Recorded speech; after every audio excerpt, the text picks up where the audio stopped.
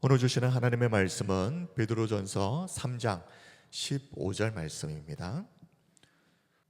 베드로전서 3장 15절 말씀, 우리 같이 한 목소리로 하나님의 말씀 봉독하겠습니다. 시작. 너희 마음에 그리스도를 주로 삼아 거룩하게 하고 너희 속에 있는 소망에 관한 이유를 묻는 자에게는 대답할 것을 항상 준비하되 온유와 두려움으로 하고. 아멘. 오늘은 질문을 부르는 증인의 삶이라는 제목으로 하나님의 말씀을 전하겠습니다. 우리 말씀 제목 한번 따라하겠습니다. 질문을 부르는 증인의 삶. 우리는 누군가가 우리에게 와서 우리 안에 있는 소망에 관해서 물을 때에 그 질문에 대해서 대답할 말을 항상 준비하고 있어야 합니다. 오늘 본문 말씀 다시 한번 읽어드립니다. 베드로전서 3장 15절. 너희 마음에 그리스도를 주로 삼아 거룩하게 하고 너희 속에 있는 소망에 관한 이유를 묻는 자에게는 대답할 것을 항상 준비하되. 자, 소망, 헬라어로 엘피스입니다. 그저 단순한 바람이 아니라 어떤 고난 속에서도 우리의 인생을 지탱하게 하는 힘, 우리를 살아가게 하는 힘, 더 나아가서 세상 속에서도 흔들리지 않는 구원의 확신과 천국에 대한 소망을 말하는 것입니다. 예수 그리스도를 구주로 믿는 모든 성도는 이 소망에 대한 분명한 대답을 가지고 있어야 합니다. 자, 이 대답은 헬라어로 아폴로기안, 재판석상에서 공식적으로 변호할 때 사용하는 법적 용어입니다. 그러므로 우리의 소망에 대한 대답은 그저 두리뭉실하고 추상적인 그런 말이 아니라 분명한 근거가 있는 말, 이 분명한 근거를 들어서 우리의 소망에 대해서 설명할 수 있어야 한다는 것입니다. 자, 그런데 우리가 만약 지금 제대로 된 대답이 준비되어 있지 않다면 이것이 무슨 의미이겠습니까? 어쩌면 우리는 내가 뭘 믿는지도 모르고 그저 교회만 다니고 있는 것인지도 모릅니다. 이런 것을 우리가 신앙생활이 아니라 종교생활이라고 합니다. 신앙생활을 한 지 꽤 오랜 시간이 지났다면 적어도 내가 뭘 믿는지는 알고 믿어야 되지 않겠습니까? 우리 성도 여러분, 우리 안에 소망에 관해서 누군가가 와서 우리에게 물을 때에 지체하지 않고 대답을 할 수 있도록 항상 준비하시기 바랍니다. 그러기 위해서 평소 성경 많이 읽으셔야 됩니다. 그리고 기회가 될 때마다 성경 공부도 하십시오. 그리고 예배 시간에 말씀을 잘 들으시기 바랍니다. 자, 그런데 우리 소망의 근거에 대한 답을 잘 알고 준비하는 것만큼이나 중요한 것이 또 하나 있습니다. 평소 성경 공부 많이 하시고 또 성경도 많이 읽으셔서 답은 잘 알고 있다고 일단 칩시다. 그런데 아무도 내게 와서 질문하고 물어보는 사람이 없다면 어떻게 되겠습니까? 너는 왜 그렇게 교회를 열심히 다니는지, 네가 믿는 예수님은 어떤 분인지, 예수님을 믿는다는 게 도대체 뭔지 아무도 내게 와서 우리 안에 있는 이 소망에 대해서 질문하지 않는다면 그 이유는 간단합니다. 어쩌면 우리는 세상 사람들과 전혀 다를 바 없는, 세상과 똑같은 삶을 살고 있기 때문일지도 모릅니다. 우리가 세상 사람들과 조금도 다를 바 없는 삶을 산다면 세상은 우리에 대해서 전혀 궁금해하지 않을 것입니다. 궁금해한다는 것은 나와 다른 삶을 사는 사람, 그런 사람에게만 느끼는 감정이 궁금해하는 것입니다. 그러므로 내 주변 사람들이 지금까지 살아오면서 단 한 번도 나에게 와서 예수님 어떤 분이시냐, 기독교 신앙이 도대체 무엇이냐 한 번도 나에게 물어보지 않았다면, 그러면 한번 이렇게 생각해 볼 필요가 있습니다. 나는 혹시 세상 사람들과 조금도 다르지 않은 그런 삶을 살고 있는 것은 아닌지 한번 꼭 생각해 보셔야 됩니다. 지금은 천국에 계시지만 평생 교직에 몸을 담고 계셨던 저희 아버지께서 처음 교회에 나오시게 된 계기 중 하나가 같은 학교에 계셨던 교감 선생님 때문이었습니다. 이 교감 선생님은 다른 선생님들과는 다르게 누구보다 아침 일찍 학교에 나오셔서 아이들이 오기 전에 학교 구석구석을 다니시면서 쓰레기를 주우셨습니다. 교감 선생님이 그렇게 하시니까 저희 아버지가 볼 때는 이게 너무 궁금한 겁니다. 저분은 왜 저렇게까지 할까? 뭔가 다른 선생님들과는 다른 이 교감 선생님의 이 삶의 모습을 보면서 아버지가 항상 궁금하셨다고 하더라고요. 근데 알고 보니까 교회 다니시는 분이셨고, 그 일이 아버지가 교회를 나오시게 되는 중요한 계기가 되었습니다.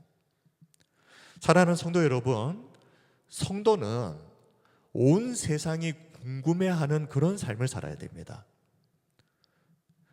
세상이 언제 우리를 궁금해합니까? 우리가 세상과 다른 삶을 살 때입니다. 사실 그리스도인의 삶이라고 해서 뭐 그리 특별할 것이 있겠습니까? 우리도 똑같이 하루 세끼 밥 먹고 직장 생활하고 아이 키우고 뭐 하나 다를 것 없는 지극히 평범하고 일상적인 삶을 삽니다. 그러나 그럼에도 성도가 그 평범한 일상 속에서 여전히 나는 하늘에 속한 자라고 하는 이 구원받은 성도의 정체성을 잃지 않고 땅 위에 비록 발을 딛고 살아가지만 하늘에 속한 자다운 성도의 삶을 살아갈 때 세상 사람들은 그렇게 다른 삶을 살아가는 우리의 모습을 보면서 우리 안에 있는 소망에 대해서 궁금증을 가지게 되는 것입니다. 도대체 저 사람 속에 있는 소망이 무엇이길래 저 사람은 저런 삶을 사는가? 세상 사람들이 우리를 보면서 저 사람은 나와 좀 다른 것 같네 라고 느끼는 몇 가지 포인트가 있습니다. 자, 첫 번째는 기품 있는 말을 하는 것입니다. 세상에는 비방과 욕설과 이기적인 말, 냉소적인 말들이 가득합니다. 그러나 그리스도인의 말은 항상 기품 있는 말이어야 됩니다. 이것이 세상과의 다름, 차별성입니다. 골로새서 4장 6절 말씀을 보면 너희 말을 항상 은혜 가운데서 소금으로 맛을 냄과 같이 하라. 그리하면 각 사람에게 마땅히 대답할 것을 알리라. 우리의 말은 항상 은혜 가운데서, 그리고 소금으로 맛을 내는 것처럼, 자, 소금으로 맛을 낸다는 것은 이 소금의 부패 방지하는 그런 역할도 있지만 또 다른 의미는 맛있는 말이라는 의미가 있습니다. 다시 말하면 그리스도인의 말은 매력적이어야 되고, 그리고 생기를 주고 사람을 살만하게 만드는 그런 말이어야 된다. 맛있는 말이어야 된다. 그런 말을 계속해서 하게 되면 어떻게 된다는 것입니까? 각 사람에게 마땅히 대답할 것을 알리라. 항상 은혜로운 말, 소금으로 맛을 내는 그런 말을 하다 보면 우리가 자연스럽게 굳이 어떻게 배우지 않아도 세상 사람들에게 우리가 어떻게 우리의 소망에 대해서 말해야 되는지를 알게 된다는 것입니다. 그리고 기품 있는 말을 하는 사람들은 굳이 구구절절 우리 속에 있는 소망에 관해서 하나하나 설명하지 않아도 우리의 그런 기품 있는 말을 통해서 세상 사람들이 우리 안에 있는 그 소망에 대해서 저절로 자연스럽게 알게 된다. 그리고 우리의 말은 은혜를 끼치는 선한 말이어야 됩니다. 에베소서 4장 29절입니다. 무릇 더러운 말은 너희 입 밖에도 내지 말고 그랬습니다. 이 말이 저 사람에게 덕을 끼치지도 못하고 유익이 되지도 못할 것 같으면 입 밖에도 꺼내지 마십시오. 무릇 더러운 말은 너희 입 밖에도 내지 말고 오직 덕을 세우는 데 소용되는 대로 선한 말을 하여 듣는 자들에게 은혜를 끼치게 하라. 자, 그런데 여기서 더러운 말이라고 하는 것은 파스로고스 사프로스라고 하는 이 헬라어 단어를 보게 되면 이런 뜻이 있더라고요. 원어를 보니까 그냥 더러운 말이 아니라 썩은 말입니다. 이 사프라스라고 하는 이 단어는 썩다, 부패하다, 타락하다라는 의미를 갖고 있습니다. 오직 덕을 세우는 데 소용되는 대로 선한 말을 한다. 이 아가도스, 선하다, 유익하다라는 의미가 있습니다. 그러므로 듣는 자들에게 유익을 주는 그런 말을 해서 은혜를 끼치게 하라. 이처럼 그리스도인의 말은 세상에 냉소적이고 이기적인 썩은 말이 아니라 은혜를 끼치고 사람을 살리는 기품 있는 선한 말이어야 됩니다. 우리가 이렇게 세상과 다른 말을 하게 될 때 세상 사람들은 그리스도인이 세상과 다른 말을 하는 것을 보면서 우리 안에 있는 소망에 대해서 궁금증을 느끼게 됩니다. 우리가 하루를 살아가면서 얼마나 말을 많이 합니까? 그런데 이 말이 다를 때 세상 사람들이 궁금증을 느낍니다. 자, 두 번째로 소망으로 가득 찬 얼굴입니다. 세상 사람들은 항상 소망으로 가득 찬 성도의 얼굴을 보면서 궁금증을 느낍니다. 자, 여기서 중요한 것은 항상이라는 단어입니다. 어쩌다가 소망으로 가득 찬 얼굴, 그거 누가 못하겠습니까? 교회 다니지 않는 사람들도 가끔씩 보면 소망으로 가득 찬 얼굴을 할 때가 있습니다. 그런데 중요한 것은 항상입니다. 상황과 상관없이 어떤 일이 벌어져도 항상 소망으로 가득 찬 얼굴을 보면서 세상 사람들은 어떻게 저럴 수가 있는가, 우리의 안에 있는 소망에 대해서 궁금해하게 됩니다. 그런 점에서 그리스도인의 얼굴은 단순히 표정이 아니라 신앙의 외면적인 발현이다라고 할 수 있습니다. 다시 말하면 이 내면에 그리스도의 참된 소망으로 가득 차 있는 사람은 그것이 내면에만 머물러 있지 않고 외적인 얼굴로 그 소망이 다 표현되게 되어 있단 말입니다. 절망과 냉소로 가득한 세상 속에서 이렇게 그리스도인의 소망으로 가득한 얼굴은 세상 사람들에게 그리스도인에 대해서 궁금증과 질문을 불러일으키게 합니다. 자, 초대교회 7 집사 중에 한 사람인 스데반 집사님은 복음을 전하다가 거짓 증인들의 모함으로 공회 앞에 체포되어서 세워지게 됩니다. 그때 스데반을 둘러싸고 있는 수많은 사람들이 스데반을 주목해서 보니까 그의 얼굴이 천사의 얼굴과 같았더라. 사도행전 6장 15절입니다. 공회 중에 앉은 사람들이 다 스데반을 주목하여 보니 그 얼굴이 천사의 얼굴과 같더라. 다른 사람 같으면 두려움에 벌벌 떨었을 그 자리에서 두려움이라고는 조금도 찾아볼 수 없는 의연하다 못해 천사의 얼굴처럼 빛나고 있는 이 스데반의 얼굴을 보면서 사람들은 어떤 생각을 했겠습니까? 그런데 그 자리에, 스데반 집사님이 순교했던 그 자리에 바울이 있었습니다.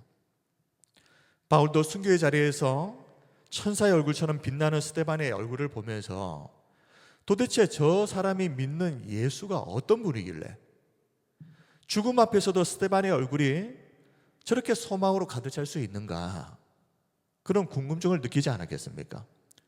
그리고 시간이 흘러서 다메섹 도상에서 스데반의 그 내면 속에 있었던 소망이셨던 예수 그리스도를 바울이 만나게 됩니다. 성도의 얼굴이 항상 우울하고 어둡고 근심으로 찌들려 있다면 세상에 속한 자와 전혀 다를 바 없는 얼굴을 하고 있는 성도에게 세상 어떤 사람이 궁금증을 느끼겠습니까? 오히려 그 얼굴을 보면서 교회 다니는 저 사람이나 교회 안 다니는 나나 조금 더 다를 것 없네, 이런 생각하지 않겠습니까? 그러나 어떤 상황 속에서도 소망으로 빛나는 성도의 얼굴은 온 세상 사람들을 궁금하게 만듭니다. 우리의 얼굴이, 우리의 표정 하나하나가 세상에 주님의 복음을 전하는 통로가 된다는 사실을 꼭 기억하시기 바랍니다. 그러므로 항상 스마일입니다. 항상 웃으십시오. 항상 소망으로 가득한 얼굴을 하고 직장 생활하시고 가정에서 우리가 있는 모든 곳에서 우리의 얼굴에서 소망의 빛이 나타날 수 있도록 그렇게 살아가는 우리 성도님들이 다 되시기 바랍니다. 그리고 세 번째로 고난을 대하는 성숙한 태도를 보면서 세상 사람들이 차별성을 느낍니다. 고난을 대하는 태도를 보면 세상 사람들이 그리스도인에 대해서 궁금증을 가질 수밖에 없습니다. 보통 사람 같으면 이 정도 같으면 정말 원망하고 그리고 불평할 것 같은데 도대체 저 사람은 뭘 믿는 구석이 있길래 저렇게 이 고난을 의연하게 잘 이겨내는가? 도대체 저 사람의 소망의 근거가 무엇인가? 그것을 살펴보다가 예수 그리스도를 발견하게 되는 것입니다. 사도행전 16장을 보면 바울과 실라가 복음을 전하기 위해서 빌립보성에 들어갔다가 귀신 들린 여종을 고치는 일이 있었습니다. 그런데 평소 이 여종을 통해서 점을 쳐서 돈을 벌던 주인들이 고발을 해버렸습니다. 바울과 실라는 매를 많이 맞고 피투성이가 되어서 감옥에 갇히게 되는데, 근데 감옥에 있던 모든 사람들이 바울과 실라의 모습을 보고 큰 충격을 받게 됩니다. 바울과 실라가 고난을 대하는 그 태도를 보고 충격을 받는 것입니다. 사도행전 16장 22절에서 25절, 무리가 일제히 일어나 고발하니 상관들이 옷을 찢어 벗기고 매로 치라 하여 많이 친 후에 옥에 가두고 간수에게 명하여 든든히 지키라 하니, 그가 이러한 명령을 받아 그들을 깊은 옥에 가두고 그 발을 착고에 든든히 채웠더니 25절입니다. 한밤중에 바울과 실라가 기도하고 하나님을 찬송하며 죄수들이 듣더라. 억울하게 매맞고 감옥에 갇힌 이 바울과 실라가 그 고난의 밤에 하나님께 기도하고 찬송했습니다. 그리고 그 기도 소리와 그 찬송 소리를 감옥에 있던 모든 죄수들이 들었더라. 죄수들만 들었겠습니까? 옆에 있던 간수들도 들었겠죠. 간수도 죄수들도 이 기도 소리와 찬송 소리를 들으면서 도대체 저 두 사람 속에 무슨 소망이 있길래 이 고난 앞에서 저렇게 의연할 수가 있을까 궁금해하지 않았겠습니까? 그런데 그날 밤에 하나님께서 바울과 실라가 갇혀 있었던 그 감옥의 옥문을 다 여시는 기적이 일어납니다. 사도행전 16장 26절, 이에 갑자기 큰 지진이 나서 옥토가 움직이고 문이 곧 다 열리며 모든 사람의 매인 것이 다 벗어진지라. 간수가 자다가 깨어서 옥문이 다 열린 것을 보고는 이거 죄수들이 다 도망가 버렸겠구나 그러면서 자결 하려고 합니다. 그런데 그때 바울이 크게 소리 지르면서 우리가 다 여기 있으니까 내 몸을 상하게 하지 말라. 그때 간수가 소리쳐 묻습니다. 질문합니다. 선생들이여, 내가 어떻게 하여야 구원을 받으리까? 사도행전 16장 29절에서 31절, 간수가 등불을 달라고 하며 뛰어들어가 무서워 떨며 바울과 실라 앞에 엎드리고 그들을 데리고 나가 이르되, 선생들이여, 내가 어떻게 하여야 구원을 받으리까 하거늘 이르되 주 예수를 믿으라. 그리하면 너와 네 집이 구원을 받으리라. 고난 앞에서 너무나도 의연한 모습을 보였던 바울과 실라를 보면서 간수는 바울과 실라 속에 있었던 그 소망이 무엇인지에 대해서 궁금증을 느끼게 되었고, 그리고 바울과 실라에게 내가 그러면 어떻게 해야 구원을 받겠습니까? 라고 질문했을 때 바울은 분명하게 이야기합니다. 주 예수를 믿으라. 그리하면 너와 내 집이 구원을 받으리라. 이처럼 고난 앞에서 의연하고 성숙한 성도의 태도는 세상 사람들로부터 질문을 불러일으킵니다. 만약 성도가 고난 앞에서 소망 없는 세상 사람들처럼 절망하고 원망하고 그런 모습을 보고 어떤 누가 우리 안에 있는 소망에 대해서 질문하겠습니까? 관심이나 가지겠습니까? 자, 마지막으로 살펴볼 것은 대답하는 태도입니다. 세상과 다른 삶을 살고 또 그 삶을 보면서 궁금증을 느낀 사람들에게 그 사람들이 소망의 근거에 대해서 질문할 때 대답할 것을 잘 준비하는 것, 그것도 중요하지만 또 하나 절대 놓치지 말아야 하는 것이 대답하는 태도입니다. 태도. 베드로전서 3장 15절 말씀을 다시 한번 보겠습니다. 너희 마음에 그리스도를 주로 삼아 거룩하게 하고 너희 속에 있는 소망에 관한 이유를 묻는 자에게는 대답할 것을 항상 준비하되 온유와 두려움으로 하고 그랬습니다.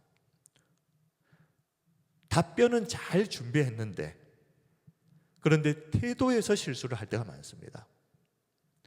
우리 안에 있는 소망에 관해서 묻는 자들에게 우리는 너는 이것도 모르느냐 그러면서 상대방을 무시하는 그런 태도가 아니라 온유함과 두려움으로 답변을 할 수 있는 그런 태도를 가져야 됩니다. 이것이 정말 은혜를 받은 자의 태도입니다. 은혜를 은혜로 아는 사람은요, 그 소망에 관해서 누군가에게 이야기할 때 절대 교만한 태도로 말하지 않습니다. 은혜를 받은 사람이 내가 그 은혜를 받았다는 것을 아는데 그 은혜에 대해서 이야기를 하면서 어떻게 교만할 수가 있습니까? 겸손하게 온유함으로 두려움으로. 여기서 온유함 프라우테스는 야생마가 잘 길들여졌을 때의 성품이라고 그랬습니다. 야생마가 힘이 없는 것이 아닙니다. 그런데 강력한 힘을 가진 이 야생마가 잘 훈련을 받아서 그 속에 있는 힘을 주인 앞에서 잘 제어하고 절제하는 것, 이것을 우리가 프라우테스, 온유함이라고 그랬습니다. 우리가 상대방에게 우리의 소망에 관해서 이야기할 때에 상대방에게 따뜻하게 또 배려하는 마음으로 내 안에 엄청난 비밀과 진리를 가지고 있지만 그것을 가지고 야생마처럼 펄펄 뛰는 것이 아니라 잘 그 힘을 제어하고 절제된 모습으로 그런 태도로 온유한 태도로 하나님의 복음을 전하는 것. 그리고 두 번째로 두려움, 포보스. 두려움을 가지고 우리의 소망을 이야기한다는 것은 이런 것입니다. 어떤 사람이 우리에게 소망에 관해서 질문을 했을 때에 거기에 대해서 유창하게 대답을 하지만 항상 우리 머릿속에는 이런 생각을 하는 것입니다. 나는 이렇게 머리로는 잘 알고 있고 입으로는 유창하게 대답을 하고 있지만 어떤 두려움입니까? 내가 알고 내가 말하는 대로 하나님 앞에서 나는 과연 그렇게 잘 살고 있는가를 항상 생각하는 것입니다. 이것이 포보스, 두려움입니다. 우리의 중심을 보시는 하나님. 세상 사람들은 우리의 겉모습만 보면서 야 대단하다 그럴지 모르지만 항상 하나님의 시선을 의식하는 사람은 내 안에 있는 소망에 대해서 이야기할 때에도 항상 동시에 나는 내가 말하는 것처럼 정말 그렇게 살고 있는지를 돌아봅니다. 하나님이 내 중심을 보실 때 나는 부끄럽지 않은 그런 삶을 살면서 이 말을 하고 있는지 그것을 돌아보면서 두려운 마음으로 내 안에 있는 소망이신 예수 그리스도에 대해서 세상 사람들에게 지극히 겸손한 마음으로 이 소망을 이야기하는 것입니다.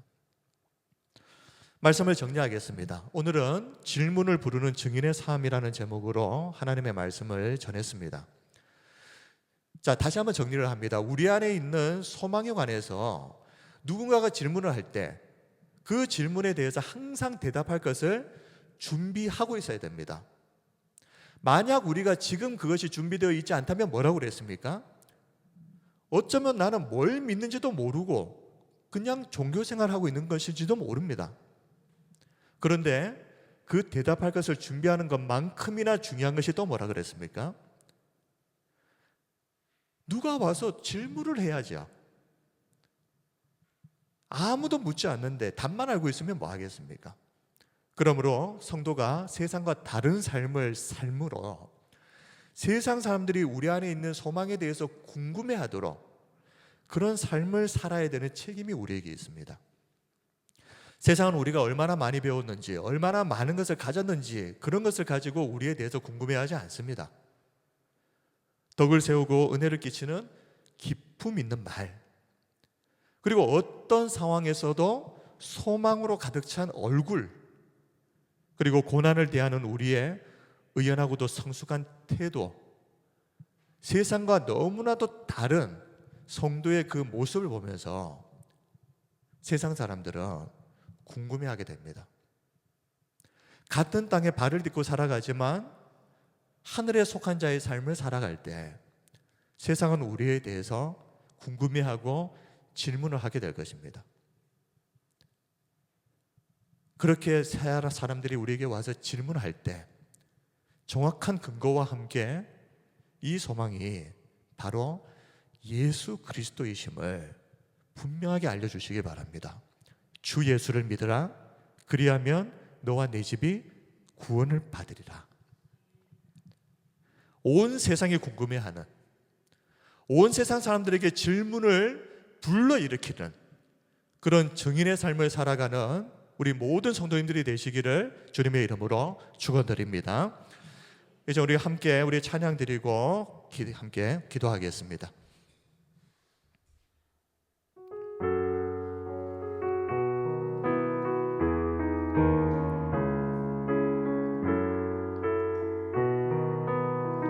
안개 속에서 주님을 보내, 안개 속에서 주님을 보내, 아무도 없을 것 같던 그곳에서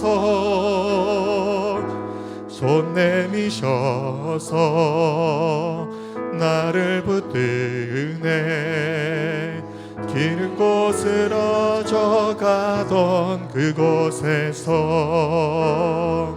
주 말씀하시네, 내 손잡으라고,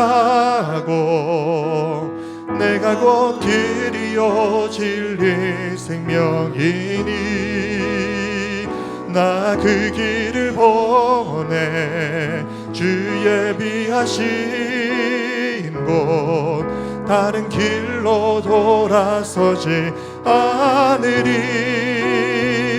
예수의 길, 그 좁은 길, 나는 건네 주 손잡고, 그 무엇도 두렵지 않네. 주님 주신 약속 내게 있으니, 세상의 길, 그 험한 길 승리하네. 성령으로 그 무엇도 바라지 않네. 저 하늘에 내 소망이 있으니, 안개 속에서 주님을 보내, 아무도 없을 것 같던 그곳에서 손 내미셔서 나를 붙드네, 길 곳으로 가던 그곳에서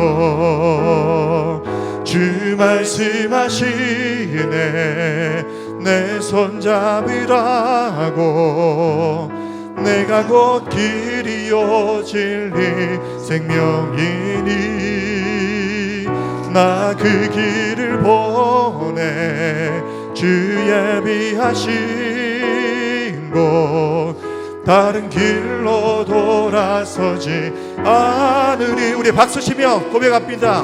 예수의 길, 그 좁은 길, 나는 건네 주 손잡고, 그 무엇도 두렵지 않네. 주님 주신 약속 내게 있으니, 아멘. 세상의 길, 그 험한 길,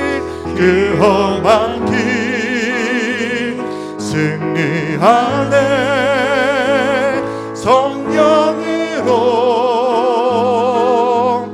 그 무엇도 바라지 않네. 저 하늘에 내 소망 있으니, 예수의 길, 그 좁은 길, 나는 건네 주 손잡고, 그 무엇도 두렵지 않네. 주님 주신 약속 내게 있으니. 아멘. 세상의 길, 세상의 길, 그 험한 길 승리하네. 성령으로 그 무엇도 바라지 않네. 저 하늘에 내 소망 있으니. 아멘. 내 평생에, 내 평생에 그 이름을, 그의 선하심을 세상에 노래합니다. 아멘. 그 이름에 그 신능력, 영원한 생명이 내 삶의 이유라. 우리 마지막으로 다시 한번 선포합니다. 내 평생에, 내 평생에 그 이름을, 그 이름을, 그의 선하심을, 그의 선하심을 세상에 노래합니다. 그 이름에 그 신능력, 영원한 생명이 내 삶의 이유라. 내 평생에, 내 평생에 그 이름을, 그의 선하심을 세상에 노래합니다. 그 이름에 그 신능력, 영원한 생명이 내 삶의 이유라. 이제 우리 함께 우리 통성으로 기도하겠습니다. 하나님, 세상 사람들이 우리에게 와서 네 속에 있는 그 소망이 도대체 무엇이냐, 너에게 무슨 소망이 있길래 너는 그런 삶을 살아갈 수 있느냐 질문할 때 내 안에 있는 소망 예수 그리스도, 우리가 분명하게 대답할 수 있도록, 그리고 세상 사람들이 우리에게 질문을 할 수 있는 그런 다른 삶을 살아낼 수 있도록, 그리고 세상 사람들이 우리에게 질문을 할 때의 온유함으로 또 두려움으로 하나님 안에서 이 소망의 근거를 이야기할 수 있는 우리가 될 수 있도록 하나님 우리에게 은혜를 베풀어 주시옵소서. 우리 함께 우리 통성으로 기도하겠습니다. 은혜와 사랑이 풍성하신 우리 하나님 아버지, 우리가 세상 사람들이 궁금해할 만한 그런 삶을 살아내게 하여 주시옵소서. 우리가 말을 할 때에도 우리의 얼굴, 우리의 고난을 대하는 의연한 태도를 통하여서 세상 사람들에게 우리 안에 소망이 있음을 보여주는 그런 인생을 살기를 원합니다. 사람들이 와서 질문할 때 그 소망이 무엇이냐, 예수 그리스도라고 분명하게 대답할 수 있는 준비된 우리의 대답이 있는 그런 삶을 살아내게 하여 주시옵소서. 아버지 하나님, 소망이 없고 냉소로 가득한 이 세상 속에서 하나님의 생명을 전하는 통로가 되게 하여 주시고, 우리를 통하여 이 세상에 하나님의 살아계심이 증거되게 하여 주시고, 그 소망의 근거가 바로 예수님이심을 분명하게 나타내고 드러내며 증명하는 삶을 살게 하여 주시옵소서. 아버지 하나님, 우리를 통하여 세상에 생명이 흘러가게 하여 주시옵소서. 하나님, 우리에게 그런 증인의 삶을 살아낼 수 있도록 아버지 하나님 은혜를 베풀어 주시기를 간절히 소망합니다. 예수님 이름으로 기도드립니다. 아멘. 은혜와 사랑이 풍성하신 영광을 받으시기에 합당하신 우리 하나님 아버지, 이 자리에 함께 예배하는 우리 모든 성도들에게 세상과 다른 삶을 살아낼 수 있는 은혜를 허락하여 주시옵소서. 그리고 세상 사람들이 우리의 다른 삶을 보고 우리에게 와서 도대체 네 속에 있는 그 소망이 무엇이냐 물어볼 때에 항상 대답할 말을 준비하게 하시고, 그 대답은 예수 그리스도, 이 고백이 우리의 입에서 능력 있게 선포되고 세상에 생명을 흘려보내는 증인의 삶을 살게 하여 주옵소서. 살아계신 예수님 이름으로 기도드립니다. 아멘.